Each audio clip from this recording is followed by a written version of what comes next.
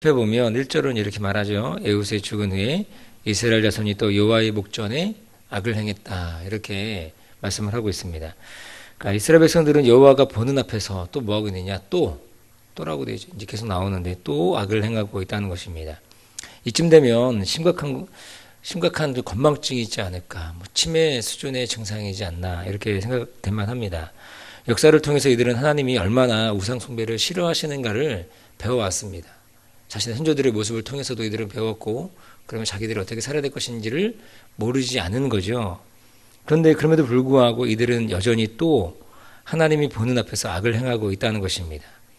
이들의 모습을 보면서 여러분들은 누가 생각이 나십니까? 남편이나 자녀들 또는 다른 그 어떤 누구가 생각이 나십니까? 그러면 성경을 잘못 보는 것이죠. 우리는 성경을 보면서 누굴 봐야 되냐면 나를 보는 것입니다. 나. 여기서 나오는 이스라엘은 누굽니까? 바로 나죠. 죄를 짓고 회개하지만 또 하나님 앞에서 죄를 범하고 살아가는 나를 보는 것입니다. 그래서 성경을 묵상할 때도 중요한 것이 무엇이냐면 성경 말씀을 보면서 나 자신을 보는 거예요. 그래서 성경을 뭐라고 그럽니까? 성경을 거울이라고 그러잖아요. 그죠? 거울을 보면서 옷매무새도 다듬고 또 뭐가 묻었는지 쳐다보기도 하고 그러면서 자기를 고쳐가는 거 아닙니까? 성경이 나를 향해 말씀하고 있다라는 것입니다. 오늘 이스라엘 백성들은 하나님이 세우신 사사가 죽자 또다시 우상 숭배의 악을 행하는 모습을 보인다라고 하는 것이죠. 이스라엘 백성들이 이토록 우상 숭배에 쉽게 빠지는 그 근본 원인이 무엇입니까?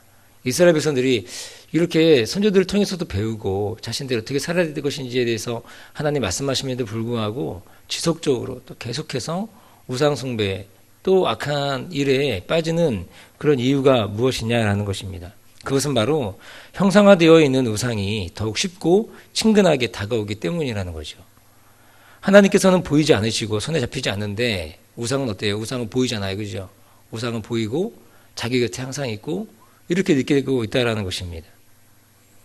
근데 이것은 하나만 알고 둘은 모르는 거죠. 하나님께서는 십계명을 통해서 뭐라고 말씀하시느냐?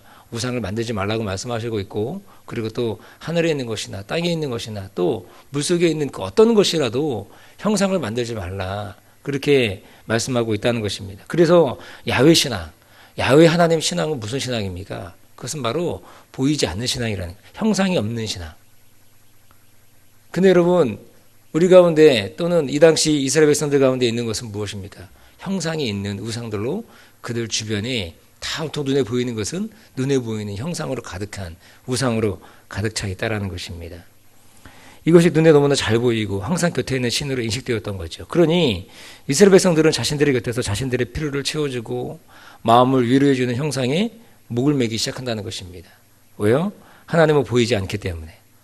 하나님은 만질 수 없기 때문에. 그러니 만질 수 있고 항상 곁에 있는 그 우상들로 자신의 마음을 위로받고 있는 그들의 모습을 본다는 것입니다. 근데 여러분, 그들이 만족하는, 그들이 받고 있는 만족과 위로가 그게 진짜 만족과 진짜 위로냐라는 것입니다. 아니라는 거죠. 여러분 잘하는 것처럼 진짜 만족과 진짜 위로가 될 수가 없다는 것입니다. 그런데 그들은 잠깐의 만족을 위해서 영원한 만족을 대신하고 있는 그들의 어리석음을 본다는 것입니다. 제가 그 수요일 새벽에 청년들과 묵상을 하고 나눔을 하면서 제가 이제 이런 고백을 했습니다. 요즘 제 마음 가운데 그 하나님께서 강력하게 도전하시는 것이 하나 있는데 그것이 바로 이제 뭐냐면 예능 프로 보지 않는 것입니다. 예능 프로 보지 않는 것. 어느 순간부터 저는 이제 TV가 없는데 어떻게 보냐면 이제 다운로드 받아가지고 보는 거죠. 근데 어느 순간부터 제가 이제 주일 저녁이나 뭐 다른 데 보지 않고요. 주일 저녁 아니면은 월요일날 쉬니까 월요일날 오전에 제가 정말 좋아하는 예능이 하나 있거든요. 그 뭐냐면 복면가왕. 여러분 안 보십니까? 노래 부르는 거 너무 노래 못 부르는데 노래를 듣는 걸 참 좋아하거든요. 복면가왕 보면서 마음의 위로와 안식을 누리는 거죠. 그리고 또 이제 또 하나 더 본다 그러면 수요일 날 원래 이제 화요일 날 하는 건데 화요일 밤 늦게 하는 거니까 이제 뭐 TV도 없을 뿐더러 보지 못하는데 이제 불타는 청춘이라고 아무도 안 보시는군요. 불타는 청춘을 보면서 마음의 안식과 위로를 누리고 있는 저를 발견하는 겁니다. 이제 그 전까지는 쉬는 시간에 예능 뭐 이 정도 볼 수 있겠지 이제 그런 마음이 들었습니다. 그런데 어느 순간 제 자신을 돌이켜 보니까 하나님의 말씀을 묵상하는 일보다 예능을 보는 일이 더 즐겁고 예능을 통해서 진짜 안식을 누리고 있는 것이 이게 진짜 안식이 아닌데 대체된 안식이겠죠. 그렇게 만족하고 있는 그런 모습을 본다는 겁니다. 사실 이것은 참으로 심각한 문제 아닙니까? 오늘 이스라엘 백성들이 눈에 보이지 않는 그 하나님에게서는 진정한 만족을 누리지 못하면서 그죠? 그러면서 눈에 보이는 손쉽게 가까이 있는 만질 수 있는 우상에게는 온 마음을 다 빼앗겨 있고 그것을 기뻐하고 그것을 온전히 즐거워하고 있는 그들의 모습을 본다는 것입니다. 이것이 진짜 문제라는 거죠. 사랑하는 교우 여러분, 혹시 여러분들은 어떠십니까? 여러분들은 하나님에게서 누려야 할 안식을 다른 것에서 누리고 있지 않습니까? 만약에 그렇다면 그것은 진짜 큰 문제가 된다는 것입니다. 우리는 눈에 보이는 것에 마음을 빼앗기는 존재인 거죠. 저 여러분들이 눈에 보이는 것에 세상에 가까이 있는 하나님보다 더 가까이 있다라고 느껴지는 것들에 보이는 것들에 마음을 빼앗기고 살아가는 모습들이 많이 있다라는 것입니다. 저 여러분이 바라기는 눈에 보여지는 세상의 화려함에 속아서 그것에 만족을 두고 위로를 두고 안식을 두고 살아가는 그런 어리석음이 없기를 주님의 이름으로 축복합니다. 잘 생각해 보십시오. 하나님의 형상이 없다고 하나님이 없는 분이십니까? 하나님이 죽은 분이십니까? 그렇지 않다는 것입니다. 하나님께서 자신의 형상을 만들지 말라고 하신 것은 다른 의미로는 어떤 의미냐면 너희의 마음에 너희의 신비에 야훼 하나님을 새기라는 그런 뜻이 있다는 것입니다. 너희가 눈에 보이는 형상으로 마음을 빼앗기는 존재가 아니고 너는 눈에 보이진 않지만 영원히 살아계시는 그 하나님을 너희의 신비에 너희의 마음에 깊이 새기는 그런 모습이 되어야 된다라고 우리 가운데 얘기해주고 있다는 거죠. 우리 눈에 보이는 것으로 하나님을 두는 것이 아니라 여호와의 형상으로 우리의 신비에 깊이 새겨가는 그런 모습이 저 여러분들의 모습이 되시기를 주님의 이름으로 축복합니다. 이렇게 이들이 악을 행하자 하나님께서 어떻게 하십니까? 이들을 또다시 심판하시는 거죠. 또다시 심판하시는데 이것을 통해서 알 수 있는 것이 무엇이냐면 우리의 어리석음이 우리의 욕심이 하나님의 심판을 불러온다는 것입니다. 그렇지 않아요? 하나님이 그냥 마구잡이로 아무렇게나 우리를 막 심판하시고 기분 내키는 대로 하나님의 마음대로 그렇게 어떤 사람은 심판하시고 어떤 사람은 뭐 상을 주시고 그런 게 아니잖아요. 우리의 욕심이 우리의 어리석음이 하나님의 심판을 불러온다는 것입니다. 이번에 누구를 부르셨는가 보니까 가나안 왕 야빈을 부르신 것을 알 수 있죠. 그에게 이스라엘을 팔았다라고 얘기하고 있습니다. 그렇죠? 이스라엘을 팔았다. 야빈 왕은 성경에 보니까 철병거 900승을 가지고 있는 사람이라고 합니다. 지금식으로 말하면은 거의 뭐 핵무기를 가지고 있는 것과 같은 그런 엄청난 화력을 가지고 있는 것으로 보면 되는 거죠. 그러니까는 게임이 안 되는 거죠. 이스라엘 백성들과 전쟁을 하는데 그런 강력한 군사력으로 이스라엘을 어떻게 하냐면 심히 학대하고 있습니다. 그러니까 그전에는 그냥 뭐 학대했다, 힘들겠다, 어렵겠다 그런 게 있는데 이번에는 뭡니까? 심히 학대했다라고 얘기하고 있는 거죠. 그러니까 이들이 굉장히 큰 고통과 어려움을 당했다라는 거. 몇 년 동안, 20년 동안 그렇게 당하고 있는 것입니다. 하나님께서는 이토록 하나님 앞에서 악을 행하는 이스라엘을 매우 강력하게 압박하고 학대하는 것으로 심판하고 있다라는 것입니다. 이 땅에서 성도가 당하는 고통과 어려움 앞에서 우리는 먼저 우리 자신을 돌아보는 모습이 필요합니다. 이것이 내가 하나님 앞에 범죄한 결과가 아닐까? 라고 하는 그런 모습이 필요하다는 거죠. 물론 성도가 당하는 어려움 모두가 우리의 잘못으로 인하여 오는 것은 아닙니다. 그러나 하나님 앞에서 겸손한 마음으로 자신을 돌아보는 행위가 지나친 처사는 아니라는 거죠. 우리가 마땅히 우리 자신을 돌아보는 일들이 필요하다는 것입니다. 혹 하나님 앞에 범죄함이 발견된다면 우리는 삶을 돌이키는 회개를 해야 한다는 것입니다. 그래야만 진정한 회복을 경험하게 되기 때문이라는 거죠. 잠깐의 그냥 눈 가리고 아웅하는 그런 회개, 후회 같은 회개 그런 거 말고 진짜 삶을 돌이키고 마음을 돌이키는 그런 회개가 우리 가운데 있을 때 진짜 회복을 경험하게 된다는 것입니다. 그런데 오늘 이렇게 이 이스라엘이 가나안 왕 야빈의 흉포 앞에 무엇을 합니까? 또 그냥 부르짖고만 있다고 하는 것이죠. 이럴 때는 제 생각에는 제발 이렇게 회개를 했다 이런 기록이 있으면 너무 좋을 것 같아요. 그런데 그런 기록이 전혀 없습니다. 없고 그냥 부르짖었다 라고만 되어 있다라는 것입니다. 애석하게도 회개를 하고 있지 않다라는 거죠. 하나님 앞에서 회개의 삶은 부끄러운 것이 아니죠. 여러분 하나님 앞에 회개하는데 왜 부끄럽습니까? 내가 지었던 죄 또 짓고 회개한다고 해놓고 또 짓고 여러분 그것이 그렇게 한다라고 우리가 하나님 앞에 부끄러운 일이 됩니까? 부끄럽지 않은 거예요. 그것만이 회개만이 우리의 살 길이 되기 때문이라는 것입니다. 왜 그렇습니까? 온전한 회개는 하나님의 용서를 불러오기 때문이라는 것이죠. 우리 가운데 왜 용서받지 못합니까? 이 회개가 없기 때문이라는 것입니다. 성경에 나오는 두 명의 유명한 인물 있죠. 유명인 있죠. 셀럽이 있습니다. 바로 이 다윗과 사울입니다. 사울도 잘못을 했고 다윗도 잘못을 했죠. 둘 다 잘못하지 않았습니까? 하나님 말씀에 불순종한 모습, 그리고 또 하나님의 십계명을 어긴 모습, 그런 모습들이 사울의 모습이고 다윗의 모습입니다.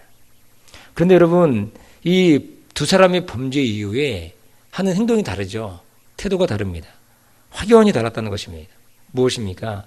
다윗은 회개를 하고 사울은 후회 및 변명을 하고 있는 모습을 본다는 거죠.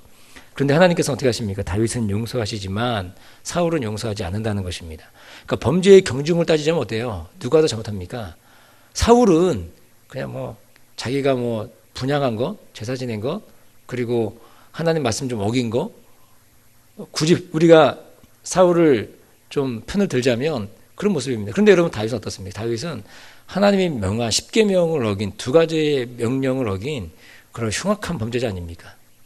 그런데도 불구하고 하나님 다윗은 용서하시지만 사울은 용서하지 않는다라는 것입니다. 다윗의 죄가 훨씬 더 악질적이고 무거웠음에도 불구하고 하나님은 다윗을 용서하셨다는 거죠. 이유가 무엇입니까? 그 안에 뭐가 있다라는 거예요? 진정한 회개가 있다라는 것입니다. 회개가 있을 때 하나님은 그의 삶을 용서하시고 그의 삶을 품으시는 것들을 본다라는 거죠. 네, 사울은 어떻습니까? 사울은 이제 하나님께서 버려버린 거예요. 버리는 카드가 되었다는 것입니다. 우리 가운데 우리가 왜 하나님 앞에서 온전하게 서가지 못하는가 보면 우리의 삶에 진정한 회개가 없기 때문이 아닌가라는 것입니다. 사랑하는 성도 여러분, 사사기를 읽으면서 참 마음의 답답함을 계속적으로 경험합니다. 그만큼 사사시대가 정말로 영적 암흑기였기 때문이라는 것이죠. 영적인 암흑을 걷고 있는 이들의 모습을 보면서 답답함을 느낍니다. 하나님의 놀라운 은총을 계속적으로 경험함에도 불구하고 회개가 없는 저들의 모습이 혹 나의 모습은 아닌가 두려울 때가 있다는 거죠. 사랑하는 교우 여러분, 우리는 사사시대처럼 살지 맙시다. 사사시대처럼 그렇게 살아가는 모습이 아니고 하나님께 잘못한 것이 있으면 어떻게 하는 거예요? 바로바로 회개하고 돌이키고 정말 주님밖에 없습니다. 주님이 나의 전부가 되십니다. 고백하면서 나오는 그런 모습이 있기를 원합니다. 어제 묵상했던 말씀이 뭐냐면 이제 개인적으로 계속 이제 열왕기상을 묵상하고 있는데 청년들과 함께 그 여로보암에 관련한 말씀이었습니다. 여로보암. 여러분 아시겠지만 그 하나님께서 여로보암에게 어떻게 말씀하시느냐면 전체 이스라엘, 그러니까 북이스라엘과 남유다를 포함한 전체 이스라엘 중에서 이제 그 나라를 찢어가지고 북이스라엘은 10지파는 누구에게 주냐? 바로 여로보암에게 주는 거 아닙니까? 그래서 북이스라엘과 남유다가 나눠지게 되는데, 근데 이제 그러면서 하시는 말씀이 내가 너에게 이 나라를 주지만 네가 다윗의 길을 행하면, 네가 다윗의 길을 따라가면 너의 나라가 영원할 것이고 내가 너에게 복을 줄 것이다. 그렇게 얘기를 하십니다. 그런데 어떻게 합니까? 그가 왕이 되자마자 하는 일이, 하는 짓이 무엇이냐 보니까 이 베델과 단에다가 금송아지를 만드는 거예요. 왕이 되자마자. 놀랍죠? 금송아지 만들고 그것이 우리 하나님이다. 그렇게 얘기하고 형상을 만들어 우상을 섬기고 있는 그의 모습을 보는 거죠. 이유가 무엇입니까? 이제 당시에 이제 예루살렘에 남유다에 이제 성전이 있으니까 사람들이 성전에 다 마음이 빼앗기고 이제 순례의 길이 있으면 갔다 오면 또 안 돌아올까? 아니면 거기 마음이 빼앗길까? 그런 두려움이 있는 거죠. 그러니까 거기다 이제 우상단지를 만들어 놓고 섬기고 있는 그 모습을 본다는 것입니다. 이때 하나님께서 어떻게 하시느냐? 그 아들을 치시는 거예요. 여로보암의 아들을 치십니다. 하나님이 불순종하니까, 범죄하니까 바로 즉각적인 징계가 있다라는 거예요. 그런데 그럼에도 불구하고 여로보암은 어떻게 하느냐? 돌이키거나 회개하지 않는 거예요. 자기 자신을 돌아보지 않습니다. 그리고 어떻게 하느냐?